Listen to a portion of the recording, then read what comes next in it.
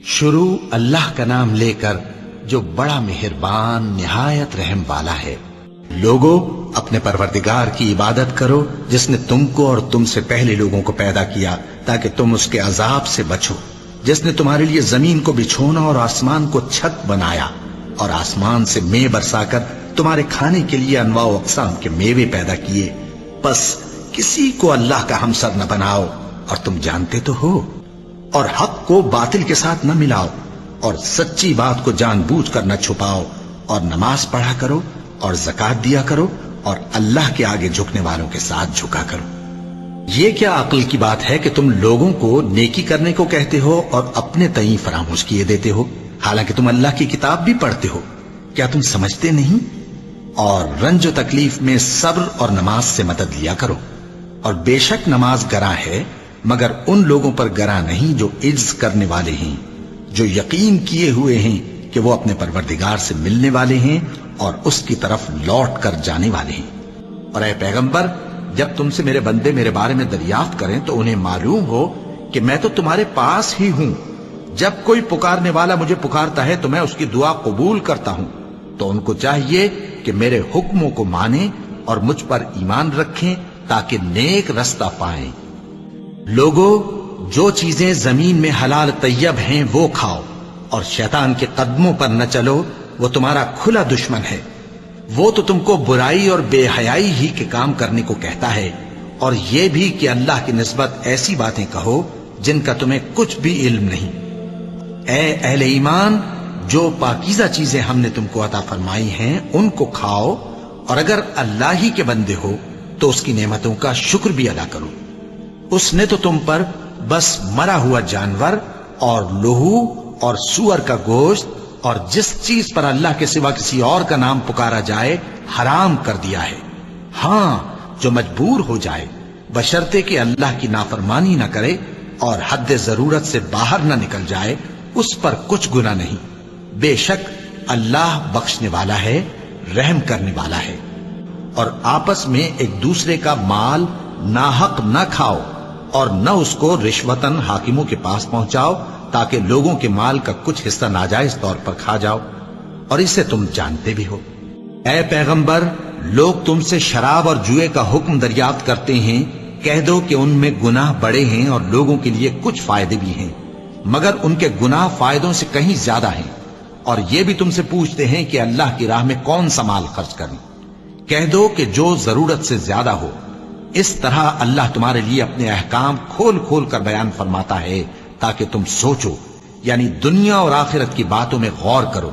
اور تم سے یتیموں کے بارے میں بھی دریافت کرتے ہیں، کہہ دو کہ ان کی حالت کی اصلاح بہت اچھا کام ہے، اور اگر تم ان سے مل جل کر رہنا یعنی خرچ اکٹھا رکھنا چاہو تو وہ تمہارے بھائی ہیں، اور اللہ خوب جانتا ہے کہ خرابی کرنے والا کون ہے اور اصلاح کرنے والا کون۔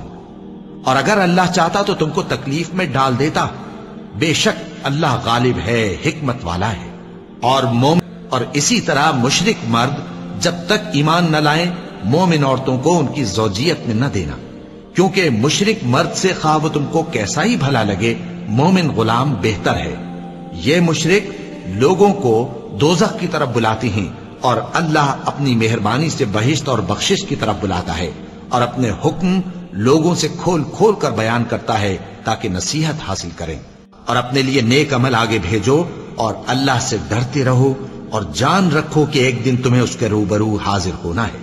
اور اے پیغمبر، ایمان والوں کو بشارت سنا دو، اور اللہ کے نام کو اس بات کا ہیلا نہ بنانا کہ اس کی قسمیں کھا کھا کر سلوک کرنے اور پرہیزگاری کرنے اور لوگوں میں صلح و سازگاری کرانے سے رک جاؤ، اور اللہ سب کچھ سنتا ہے، جانتا ہے۔ اور جب تم عورتوں کو 2 دفعہ طلاق دے چکو اور ان کی عدت پوری ہو جائے تو انہیں یا تو حسن سلوک سے نکاح میں رہنے دو یا بطریق شائستہ رخصت کر دو، اور اس نیت سے ان کو نکاح میں نہ رہنے دینا چاہیے کہ انہیں تکلیف دو اور ان پر زیادتی کرو، اور جو ایسا کرے گا وہ اپنا ہی نقصان کرے گا۔ اور اللہ کے احکام کو ہنسی اور کھیل نہ بناؤ۔ اور اللہ نے تم کو جو نعمتیں بخشی ہیں اور تم پر جو کتاب اور دانائی کی باتیں نازل کی ہیں جن سے وہ تمہیں نصیحت فرماتا ہے، ان کو یاد کرو، اور اللہ سے ڈرتے رہو، اور جان رکھو کہ اللہ ہر چیز سے واقف ہے۔ مسلمانوں، سب نمازیں خصوصاً بیچ کی نماز یعنی نماز عصر پورے اہتمام کے ساتھ ادا کرتے رہو اور اللہ کے آگے ادب سے کھڑے رہا کرو۔ پھر اگر تم خوف کی حالت میں ہو تو پیادے یا سوار جس حال میں ہو نماز پڑھ لو۔ پھر جب امن و اطمینان ہو جائے تو جس طریق سے اللہ نے تم کو سکھایا ہے جو تم پہلے نہیں جانتے تھے، اللہ کو یاد کرو۔ اور جو لوگ تم سے لڑتے ہیں تم بھی اللہ کی راہ میں ان سے لڑو، مگر زیادتی نہ کرنا کہ اللہ زیادتی کرنے والوں کو دوست نہیں رکھتا۔ پس اگر کوئی تم پر زیادتی کرے تو جیسی زیادتی وہ تم پر کرے ویسی ہی تم اس پر کرو، اور اللہ سے ڈرتے رہو اور جان رکھو کہ اللہ ڈرنے والوں کے ساتھ ہے۔ اور اللہ کی راہ میں مال خرچ کرو اور اپنے آپ کو ہلاکت میں نہ ڈالو، اور نیکی کرو، بے شک اللہ نیکی کرنے والوں کو دوست رکھتا ہے۔ مومنو، اللہ سے ڈرو، اور اگر ایمان رکھتے ہو تو جتنا سود باقی رہ گیا ہے اس کو چھوڑ دو۔ پھر اگر ایسا نہ کرو گے تو تم اللہ اور اس کے رسول کی طرف سے اعلان جنگ سن لو،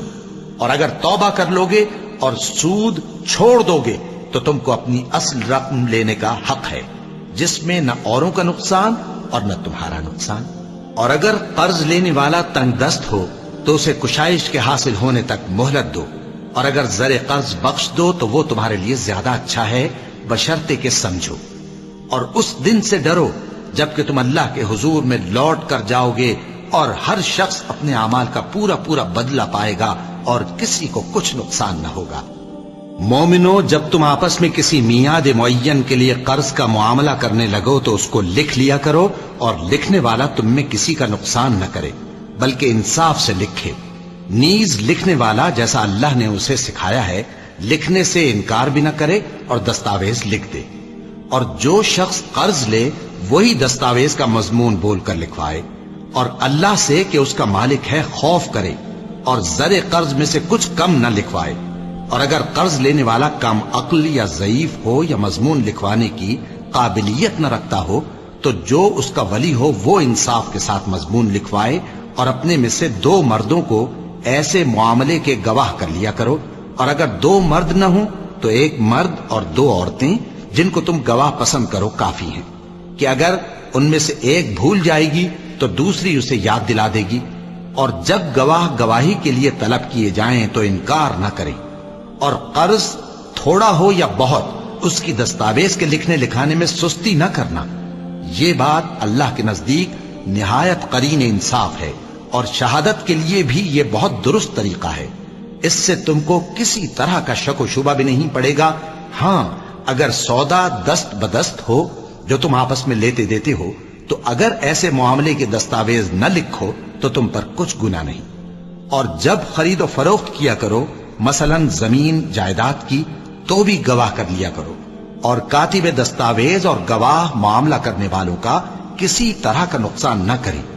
اگر تم لوگ ایسا کرو تو یہ تمہارے لیے گناہ کی بات ہے، اور اللہ سے ڈرو اور دیکھو کہ وہ تم کو کیسی مفید باتیں سکھاتا ہے، اور اللہ ہر چیز سے واقف ہے۔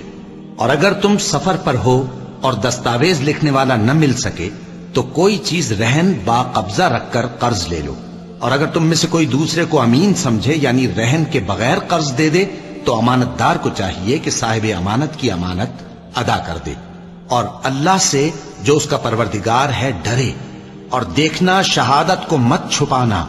جو اس کو چھپائے گا وہ دل کا گناہگار ہوگا، اور اللہ تمہارے سب کاموں سے واقف ہے۔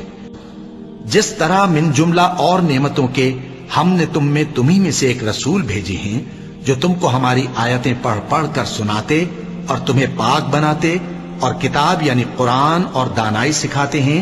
اور ایسی باتیں بتاتے ہیں جو تم پہلے نہیں جانتے تھے، سو تم مجھے یاد کیا کرو، میں تمہیں یاد کیا کروں گا، اور میرا احسان مانتے رہنا اور میری ناشکری نہ کرنا۔ اے ایمان والو، صبر اور نماز سے مدد لیا کرو، بے شک اللہ صبر کرنے والوں کے ساتھ ہے۔ جو لوگ ایمان لائے ہیں ان کا دوست اللہ ہے کہ اندھیرے سے نکال کر روشنی میں لے جاتا ہے، اور جو کافر ہیں ان کے دوست شیطان ہیں کہ ان کو روشنی سے نکال کر اندھیرے میں لے جاتے ہیں۔ یہی لوگ اہل دوزخ ہیں کہ اس میں ہمیشہ رہیں گے۔ جو لوگ اپنا مال اللہ کی راہ میں خرچ کرتے ہیں ان کے مال کی مثال اس دانے کی سی ہے جس سے 7 بالیں اگیں اور ہر ایک بال میں 100 دانے ہوں، اور اللہ جس کے اجر کو چاہتا ہے اور زیادہ کرتا ہے، اور اللہ کشائش والا ہے، سب کچھ جاننے والا ہے۔ جو لوگ اپنا مال اللہ کے راستے میں صرف کرتے ہیں، پھر اس کے بعد نہ اس خرچ کا کسی پر احسان رکھتے ہیں اور نہ کسی کو تکلیف دیتے ہیں، ان کا صلہ ان کے پروردگار کے پاس تیار ہے، اور قیامت کے روز نہ ان کو کچھ خوف ہوگا اور نہ وہ غمگین ہوں گے۔ جس خیرات کے دینے کے بعد لینے والے کو ایذا دی جائے، اس سے تو نرم بات کہہ دینی اور درگزر کرنا بہتر ہے، اور اللہ بے نیاز ہے، بردبار ہے۔ مومنوں، اپنے صدقات و خیرات احسان رکھنے اور ایذا دینے سے اس شخص کی طرح برباد نہ کر دینا جو لوگوں کو دکھاوے کے لیے مال خرچ کرتا ہے اور اللہ اور روز آخر پر ایمان نہیں رکھتا، تو اس کے مال کی مثال اس چٹان کی سی ہے جس پر تھوڑی سی مٹی پڑی ہو اور اس پر زور کا مے برس کر اسے صاف کر ڈالے۔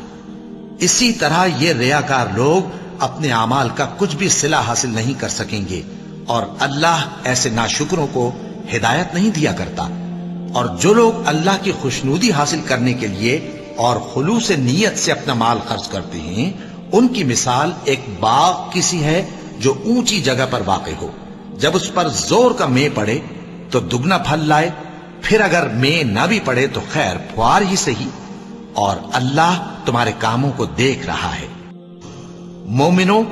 جو پاکیزہ اور عمدہ مال تم کماتے ہو اور جو چیزیں ہم تمہارے لیے زمین سے نکالتے ہیں، ان میں سے اللہ کی راہ میں بھی خرچ کرو، اور بری اور ناپاک چیزیں دینے کا قصد نہ کرنا کہ اگر وہ چیزیں تمہیں دی جائیں تو بجز اس کے کہ لیتے وقت آنکھیں بند کر لو، ان کو کبھی نہ لو، اور جان رکھو کہ اللہ بے نیاز ہے، خوبیوں والا ہے۔ شیطان تمہیں تنگ دستی کا خوف دلاتا اور بے حیائی کے کام کرنے کو کہتا ہے، اور اللہ تم سے اپنی بخشش اور رحمت کا وعدہ کرتا ہے، اور اللہ کشائش والا ہے، سب کچھ جاننے والا ہے۔ اور اس دن سے ڈرو جب کوئی کسی کے کچھ بھی کام نہ آئے، اور نہ کسی کی سفارش منظور کی جائے، اور نہ کسی سے کسی طرح کا بدلہ قبول کیا جائے، اور نہ لوگ کسی اور طرح مدد حاصل کر سکیں۔ اور نماز ادا کرتے رہو اور زکوٰۃ دیتے رہو، اور جو بھلائی اپنے لیے آگے بھیج رکھو گے اس کو اللہ کے ہاں پالو گے۔ کچھ شک نہیں کہ اللہ تمہارے سب کاموں کو دیکھ رہا ہے۔ اور اس دن سے ڈرو جب کوئی شخص کسی شخص کے کچھ کام نہ آئے، اور نہ اس سے بدلہ قبول کیا جائے، اور نہ اس کو کسی کی سفارش کچھ فائدہ دے، اور نہ لوگوں کو کسی اور طرح کی مدد مل سکے۔ اور بعض لوگ ایسے ہیں جو غیر اللہ کو اللہ کا شریک بناتے اور ان سے اللہ کی سی محبت کرتے ہیں، لیکن جو ایمان والے ہیں وہ تو اللہ ہی کے سب سے زیادہ دوست دار ہیں۔ اور اے کاش ظالم لوگ جو بات عذاب کے وقت دیکھیں گے اب دیکھ لیتے کہ سب طرح کی طاقت اللہ ہی کو ہے، اور یہ کہ اللہ سخت عذاب کرنے والا ہے۔ اس دن کفر کے پیشوا اپنے پیروں سے بیزاری ظاہر کریں گے، اور دونوں عذاب الہی دیکھ لیں گے، اور ان کے آپس کے تعلقات منقطع ہو جائیں گے۔ یہ حال دیکھ کر پیروی کرنے والے حسرت سے کہیں گے کہ اے کاش ہمیں پھر دنیا میں جانا نصیب ہو، تاکہ جس طرح یہ ہم سے بیزار ہو رہے ہیں اسی طرح ہم بھی ان سے بیزار ہوں۔ اس طرح اللہ ان کے اعمال حسرت بنا کر دکھائے گا، اور وہ دوزخ سے نکل نہیں سکیں گے۔ مومنوں، اسلام میں پورے داخل ہو جاؤ اور شیطان کے پیچھے نہ چلو، وہ تو تمہارا کھلا دشمن ہے۔ پھر اگر تم احکام روشن پہنچ جانے کے بعد لڑکھڑا جاؤ تو جان رکھو کہ اللہ غالب ہے، حکمت والا ہے۔ اور جو کافر ہیں ان کے لیے دنیا کی زندگی خوشنما کر دی گئی ہے، اور وہ مومنوں سے تمسخر کرتی ہیں، لیکن جو پرہیزگار ہیں وہ قیامت کے دن ان سے اوپر ہوں گے۔ اور اللہ جس کو چاہتا ہے بے حساب رزق دیتا ہے۔ اے ایمان والو، جو مال ہم نے تم کو دیا ہے اس میں سے اس دن کے آنے سے پہلے خرچ کر لو جس میں نہ اعمال کا سودا ہو اور نہ دوستی اور سفارش ہو سکے، اور کفر کرنے والے لوگ ظالم ہیں۔ اگر تم خیرات ظاہر کر کے دو تو وہ بھی خوب ہے، اور اگر پوشیدہ دو اور دو بھی ضرورت مندوں کو تو یہ تمہارے لیے بہتر ہے، اور اس طرح کا دینا تمہارے گناہوں کو بھی دور کرے گا، اور اللہ کو تمہارے سب کاموں کی خبر ہے۔ اے نبی صلی اللہ علیہ وآلہ وسلم، تم ان لوگوں کی ہدایت کے ذمہ دار نہیں ہو، بلکہ اللہ ہی جس کو چاہتا ہے ہدایت بخشتا ہے۔ اور مومنو، تم جو مال خرچ کرو گے تو اس کا فائدہ تمہیں کو ہے، اور تم تو جو خرچ کرو گے اللہ کی خوشنودی کے لیے کرو گے، اور جو مال تم خرچ کرو گے وہ تمہیں پورا پورا دے دیا جائے گا اور تمہارا کچھ نقصان نہیں کیا جائے گا۔ اور ہاں، تم جو خرچ کرو گے تو ان حاجت مندوں کے لیے جو اللہ کی راہ میں رکے بیٹھے ہیں اور ملک میں کسی طرف جانے کی طاقت نہیں رکھتے اور مانگنے سے آر رکھتے ہیں، یہاں تک کہ نہ مانگنے کی وجہ سے ناواقف شخص ان کو تونگر خیال کرتا ہے، اور تم قیافے سے ان کو صاف پہچان لو کہ حاجت مند ہیں، اور شرم کے سبب لوگوں سے منہ پھوڑ کر اور لپٹ کر نہیں مانگ سکتے۔ اور تم جو مال خرچ کرو گے کچھ شک نہیں کہ اللہ اس کو جانتا ہے۔ جو لوگ اپنا مال رات اور دن اور پوشیدہ اور ظاہر اللہ کی راہ میں خرچ کرتے رہتے ہیں، ان کا صلہ ان کے پروردگار کے پاس ہے، اور ان کو قیامت کے دن نہ کسی طرح کا خوف ہوگا اور نہ غم۔ جو لوگ سود کھاتے ہیں وہ قبروں سے اس طرح حواس باختہ اٹھیں گے جیسے کسی کو جن نے لپٹ کر دیوانہ بنا دیا ہو، یہ اس لیے کہ وہ کہتے ہیں کہ سودا بیچنا بھی تو نفع کے لحاظ سے ویسا ہی ہے جیسے سود لینا، حالانکہ سودے کو اللہ نے حلال کیا ہے اور سود کو حرام۔ تو جس شخص کے پاس اللہ کی نصیحت پہنچی اور وہ سود لینے سے باز آ گیا تو جو پہلے ہو چکا وہ اس کا، اور قیامت میں اس کا معاملہ اللہ کے سپرد۔ اور جو پھر لینے لگا تو ایسے لوگ دوزخی ہیں کہ ہمیشہ دوزخ میں جلتے رہیں گے۔ اللہ سود کو نابود یعنی بے برکت کرتا اور خیرات کی برکت کو بڑھاتا ہے، اور اللہ کسی ناشکر گناہگار کو دوست نہیں رکھتا۔ جو لوگ ایمان لائے اور نیک عمل کرتے اور نماز پڑھتے اور زکات دیتے رہے، ان کو ان کے کاموں کا صلہ اللہ کے ہاں ملے گا، اور قیامت کے دن ان کو نہ کچھ خوف ہوگا اور نہ وہ غمناک ہوں گے۔ جو کچھ آسمانوں میں اور جو کچھ زمین میں ہے سب اللہ ہی کا ہے۔ تم اپنے دلوں کی بات کو ظاہر کرو گے تو اور چھپاؤ گے تو اللہ تم سے اس کا حساب لے گا، پھر وہ جسے چاہے مغفرت کرے اور جسے چاہے عذاب دے، اور اللہ ہر چیز پر قادر ہے۔ رسول اللہ صلی اللہ علیہ وآلہ وسلم اس کتاب پر جو ان کے پروردگار کی طرف سے ان پر نازل ہوئی ایمان رکھتے ہیں، اور مومن بھی سب اللہ پر اور اس کے فرشتوں پر اور اس کی کتابوں پر اور اس کے پیغمبروں پر ایمان رکھتے ہیں، اور کہتے ہیں کہ ہم اس کے پیغمبروں سے کسی میں کچھ فرق نہیں کرتے، اور وہ اللہ سے عرض کرتے ہیں کہ ہم نے تیرا حکم سنا اور قبول کیا۔ اے پروردگار، ہم تیری بخشش مانگتے ہیں اور تیری ہی طرف لوٹ کر جانا ہے۔ اللہ کسی شخص کو اس کی طاقت سے زیادہ کا ذمہ دار نہیں بناتا۔ اچھے کام کرے گا تو اس کو ان کا فائدہ ملے گا، برے کرے گا تو اسے ان کا نقصان پہنچے گا۔ اے پروردگار، اگر ہم سے بھول یا چوک ہو گئی ہو تو ہم سے مواخذہ نہ کیجو۔ اے پروردگار، ہم پر ایسا بوجھ نہ ڈالیو جیسا تو نے ہم سے پہلے لوگوں پر ڈالا تھا۔ اے پروردگار، جتنا بوجھ اٹھانے کی ہم میں طاقت نہیں اتنا بوجھ ہم پر نہ رکھیو،